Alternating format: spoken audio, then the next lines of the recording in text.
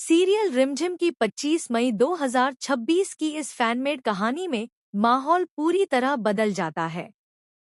जिस महल को रिमझिम ने अपना घर, अपना सपना और अपना रिश्ता समझा था, वहीं आज उसी महल की दीवारें उसके खिलाफ खड़ी नजर आती हैं।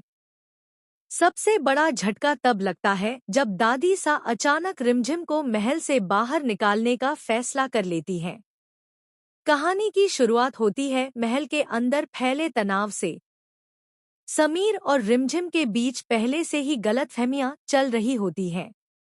एक तरफ समीर अपने पुराने दर्द और परिवार की जिम्मेदारियों में उलझा हुआ है, तो दूसरी तरफ रिमझिम बार बार कोशिश कर रही होती है कि सब कुछ ठीक हो जाए।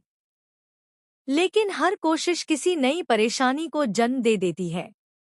इसी बीच कुछ ऐसे हालात बनते हैं जिनमें दादी सा को लगता है कि रिमझिम की मौजूदगी महल के लिए सही नहीं है।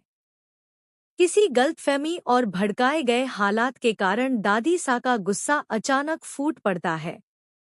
वह रिमझिम पर गंभीर आरोप लगाती है कि उसकी वजह से परिवार की शांति टूट रही है और समीर की जिंदगी और ज्यादा बिगड़ रही है। रिमझिम इस आरोप को सुनकर पूरी तरह टूट जाती है। उसकी आंखों में आंसू होते हैं और वह बार बार खुद को सही साबित करने की कोशिश करती है। वह कहती है कि उसने हमेशा परिवार को जोड़ने की कोशिश की है, तोड़ने की नहीं।